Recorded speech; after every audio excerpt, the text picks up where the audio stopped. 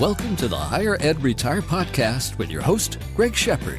Greg is a fee-only financial advisor who specializes in helping those in higher education to take control of their retirement. Since 2001, Greg has helped employees all over the country make the most of their retirement plans. Hey there, folks. Greg Shepard here, Higher Ed Retire Podcast. As always, I appreciate everybody out there taking time out of their day to listen to this silly little podcast I've been putting on for quite some time now. Today's topic, we're going to discuss a real case scenario, a client that just came on board. Actually, we haven't even initiated the paperwork yet, but every time I come across, not every time, but when I come across certain scenarios that I think will be advantageous for you, the masses out there, I'm going to share it with you, and hopefully you can take advantage of some of these scenarios in your situation as well.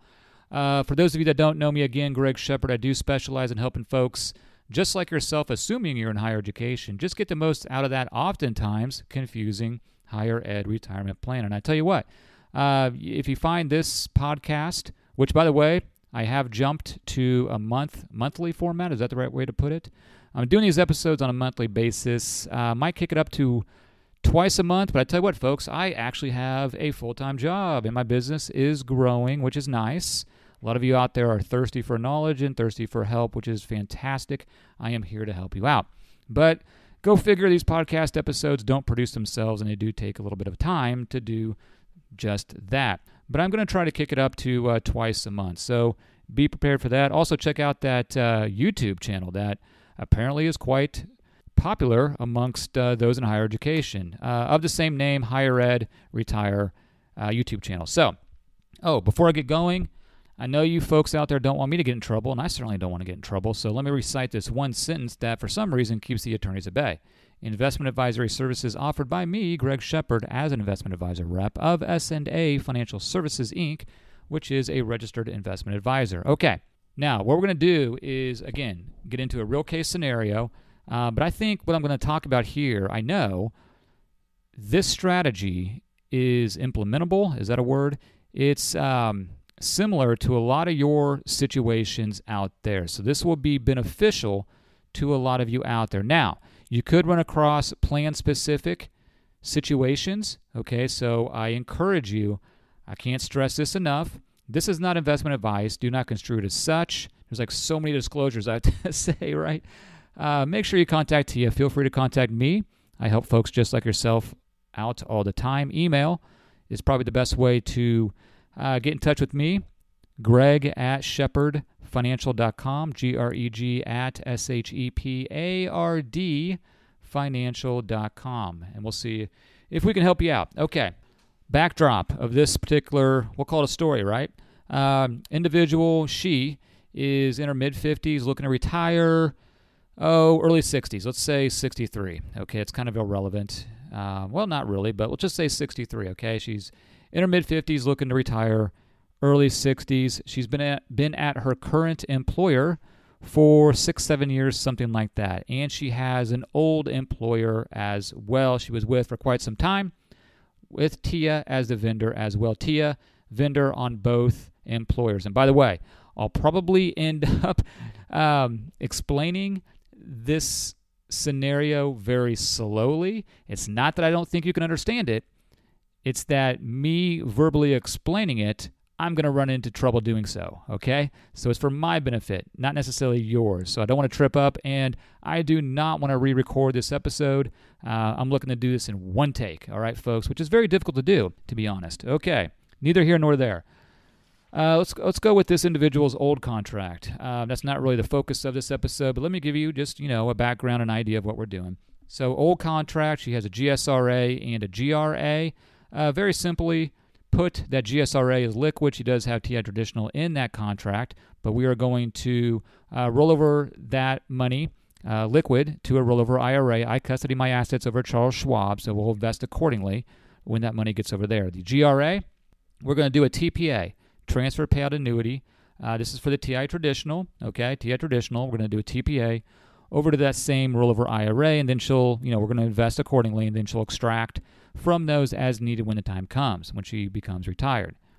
But let's focus more on her current employer. Now, she has 5 different contracts, of which 2 are illiquid, and 3 are liquid. Okay. Now remember, this is something that is specific for her. There's not enough cliches in the world to explain. Not one size fits all, okay? What I talk about here is for her. Every client, prospect I deal with, we implement a different game plan because everybody is different in what they want, okay? I can't stress that enough.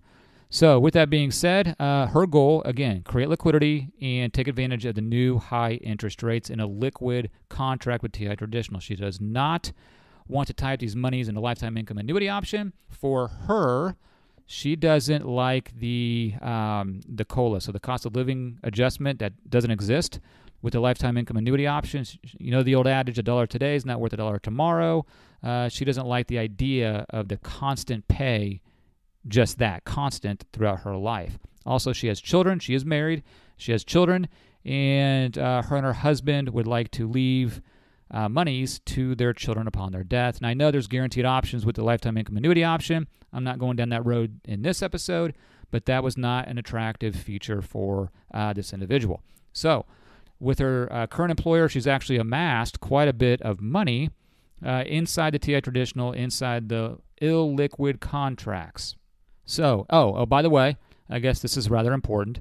She's getting 4.5% cumulatively, or on average, I guess I should say, in those monies inside TIAA Traditional and her current employer. So what we're going to do to create liquidity, we're going to talk about the RA and the RC contract. Both are illiquid when it comes to TIAA Traditional.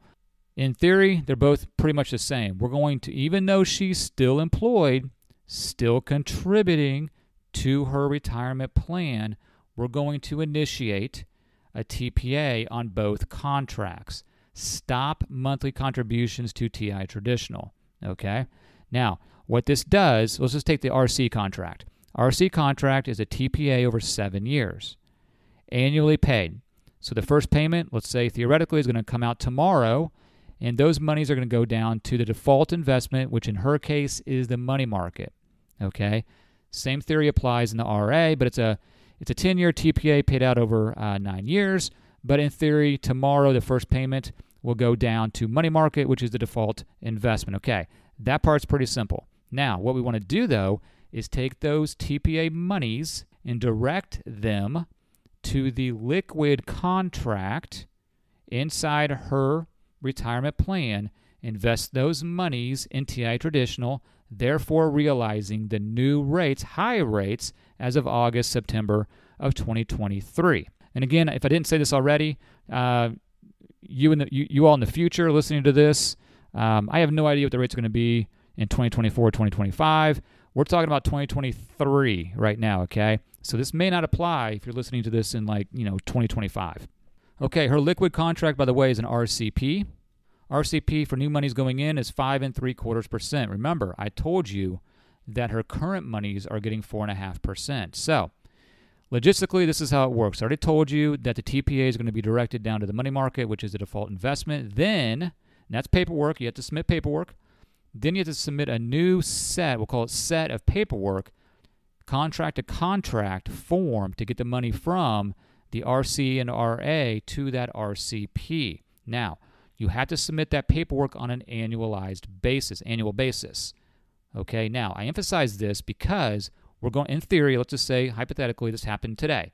TPA went down to money market, then we submit the form, the contract to contract form, and we get that money over to the RCP contract to buy that TIAA Traditional at 5.75%. Next year, okay, let's say, again, hypothetical here, let's say that new money for the RCP contract went down to 5.5%. That's fine. We're going to submit that paperwork again. Again, we're going to go from 4.5% up to 5.5% on the liquid contract for TIAA Traditional. Let's say the year after, hypothetically, okay? Hypothetically. Let's say new money's going into TIAA Traditional down to whatever, 4 or 4.5%. And so what I'm getting at is we're not really accomplishing anything other than liquidity from by taking monies from the RA TIAA Traditional over to the liquid TIAA Traditional if they're getting the same rate or even less than what they're currently getting. So if that's the case, what we do, you can't stop that TPA. So the TPA is going. So in the RC and RA, 2 years from now, 3 years from now, we don't want to take that payment over to the RCP contract, which is liquid. We'll just keep it in the RA and RC. Okay, remember, it goes down to money market, and we can divvy up those monies within that contract accordingly. Okay, so we can kind of change the game plan as time goes along, but what we're accomplishing is creating liquidity. Okay, again, 2023, rates are high for TIAA Traditional, new money is going in. How long is that going to last? I don't know. You tell me. At current high rates, I'd say for the rest of this year, whatever high, right now, geez, folks, I'll give you an idea here. RA's new money 6.25, RC 6.5. These are new monies. RC 6.5.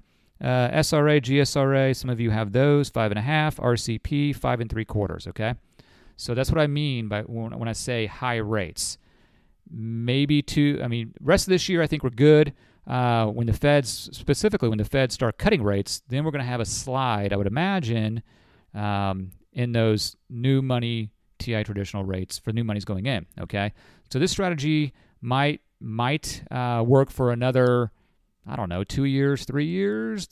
I'm kind of stretching that maybe, but regardless, we are getting that liquidity aspect going for this particular client. And then what's going to happen is when she retires, let's just say she has, by enacting or initiating that TPA now, let's say she retires when she's 63 and she's 55 now. We can start doing some math. That's 8 years from now. Well, we did a 10-year TPA paid out over 9 years for the RA contract. So she'll have a measly 1 year of payments after retirement, and then that contract is zeroed out basically, okay? And it creates liquidity. And then we can take those monies that are accumulated in the RA and roll it over to an IRA. Okay, the goal for her is to, upon separation of service, i.e. retirement, we're going to take as much money as we can, probably all of it by the time she's retired, in all the contracts, and roll it over to that IRA and commingle the monies that she had at her old employer with that GSRA and GRA contract. Because remember, that GRA contract was a TPA as well, but it was only 5 years. It was a 5-year TPA. By the time she's retired, that old GRA will be exhausted. Okay, it'll be zeroed out, and the monies will be over at the rollover IRA. And then, we'll come up with a game plan, which we already have. We'll come up with the game plan as to how much he's going to siphon from that rollover IRA. Hopefully that made sense. And if she's retiring in 8 years, that RC contract, 7-year TPA, will be exhausted by the time she retires. So we're going to create a lot, almost 100% liquidity. She might have 1 year left on that RA contract, 1 or 2 years, which is no big deal. But so we've effectively, theoretically, created 100% liquidity prior to retirement, and at least for now, in a couple years, maybe 3 years, hopefully take advantage of the higher rates that TIAA Traditional is affording you in those liquid contracts. Okay, in her case, it's that RCP. Your situation is going to be a little different with contracts, but the theory, the idea, the strategy can still be applied. Make sure you contact somebody that knows what they're doing prior to you even trying to find the forms, okay? The forms, even I get tripped up on the forms, and I've been doing this for 20 some odd years, okay? So it's not as easy as one may think. Hopefully that made some sense. I know it can be confusing, folks. I know it can. Feel free to reach out to me, and I'll do my best to clear it up and maybe give you an idea of what I would do for you if you were to become a client. Okay, folks? Again, email Greg at shepardfinancial.com. Shepard is Shepard. And trust me, take a deep breath. That's all I have for you today. A lot more information to come in future episodes, folks. This is Greg Shepard with Higher Ed Retire Podcast, telling you all out there to take control of your retirement today. Bye-bye now. Thanks for listening to the Higher Ed Retire Podcast. Just because this episode is over doesn't mean you can't continue your retirement journey. Please visit www.higheredretire.com to see how you can work with Greg or to simply ask him a question. Thanks again. S&A Financial Services is a registered investment advisor. Information presented is for educational purposes only and does not intend to make an offer or solicitation for the sale or purchase of any specific securities, investments, or investment strategies. Investments involve risk and, unless otherwise stated, are not guaranteed. Be sure to first consult with a qualified financial advisor and/or tax professional before implementing any strategy discussed herein. Past performance is not indicative of future performance.